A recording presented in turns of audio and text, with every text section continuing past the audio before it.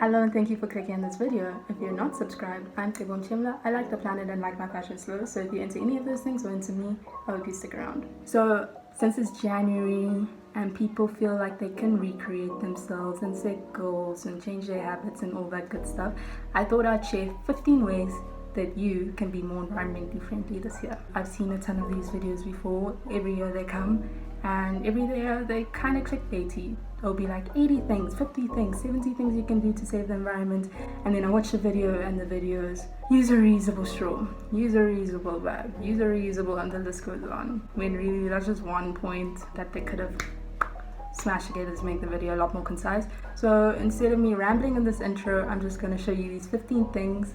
15 sounds little, but it's really just a more concise version of the 10 million other videos you see. Hopefully these will feel attainable, and since I'm obsessed with Notion and I've been using it for pretty much everything, I thought I would make a template to keep track of any of these goals that you choose to set for yourself, so you can get that below, free template. And I hope this video is helpful. Let's get into it. Number one, and I really mean that this is the first thing you can do to be more environmentally friendly this year, and that is join veganuary. Don't be intimidated. Everyone's just trying their best. Even if you eat only a plant-based lunch, do whatever you can manage, but it really will make all of the difference. And if you can't commit to veganism fully yet, then I'm gonna lead you to number two, and that is to just try use plant milk. The third thing you can do to be more environmentally friendly is to use public transport. If I needed to get somewhere by myself, instead of bothering my dad or someone, I just take the My City bus, which is so easy. You just make sure your card's loaded, tap, and you're off. Another thing you can do, which is number 4, is car share. So even if you aren't going to commit to getting a Gautrain card or My City bus card, make sure that you're trying your best whenever you can to share cars. So if you know a bunch of you and your friends are going out for dinner or going to a place, instead of all taking different cars to that place, try pick each other up along the way.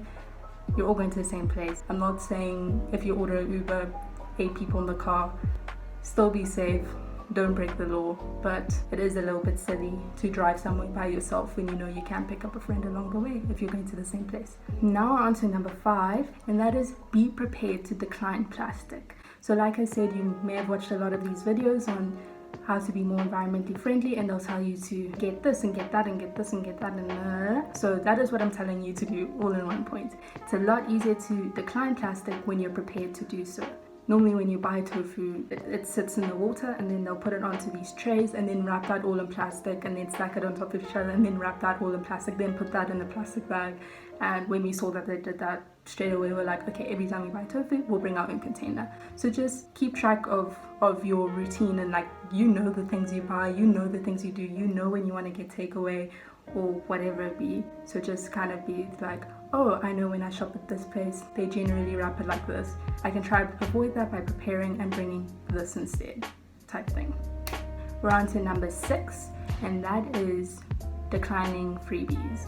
Just don't be a hoarder. Don't bring things into your house that you know you're not going to use. If you're in a school tour and they're giving you a cap and you know you're never going to wear that cap because it's the most hideous thing you've ever seen, don't accept it. You don't have to accept freebies, and you also don't have to be rude when declining them. And we're on to number 7, and that is reusable cups and reusable water bottles.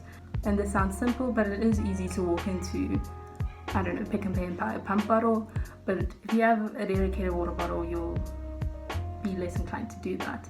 And same with reusable cups. You're someone who doesn't make their coffee at home and you do like going to the coffee shop, but you also know you have to be on the go, then just invest in a reusable cup. And number 8, which is my favorite one, and I could ramble on this point for ages, but I'll try to keep it concise, and that is to be a conscious consumer.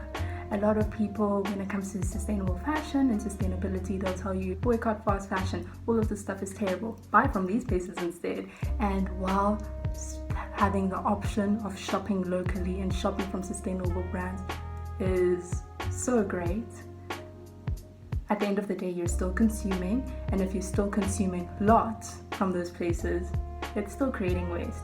So I really urge you to try, be a conscious consumer this year, avoid the sales, avoid the impulse purchases, and really ask yourself how essential everything you're bringing into your life is. We're on to number 9, and that is to make your food. Obviously, if if you're ordering takeaway, that comes with lots of packaging that you're gonna have to throw away. And same thing with buying things that you could make at home. So if you see you have the ingredients to make oat milk at home, make it, as opposed to going out and buying 6 cartons, because you will have to throw those cartons away eventually.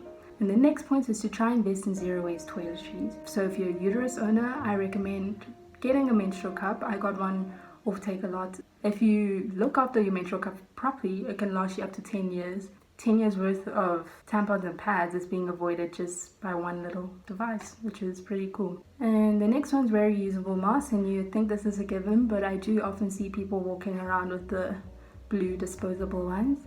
So if you are one of those people, I urge you to get a reusable mask. And I think a lot of people might be worried about safety. They think it's more sanitary to dispose of your mask after its use.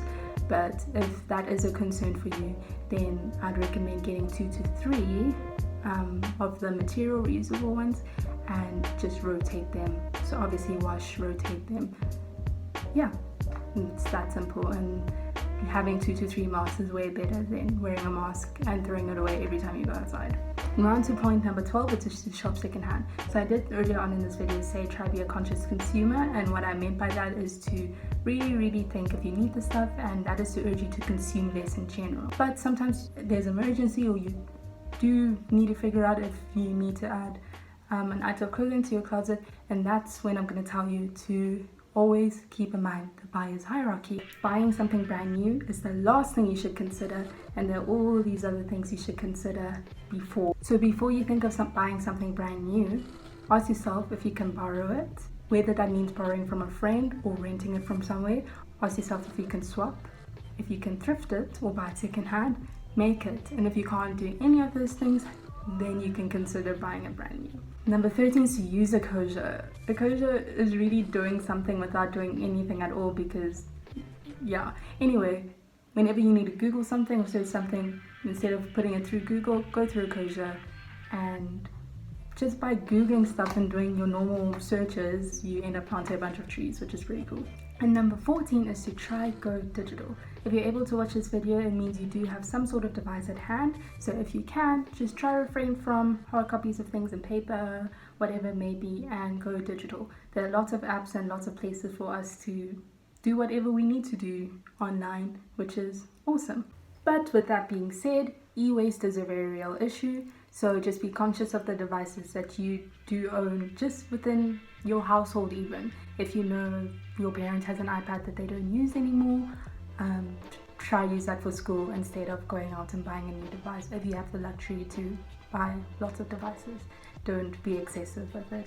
And don't be excessive with owning an iPad, laptop, phone, whatever, because you really can do most of the things you need to do on just a cell phone. Point number 15, the last one and the most important one in my opinion, is to speak up.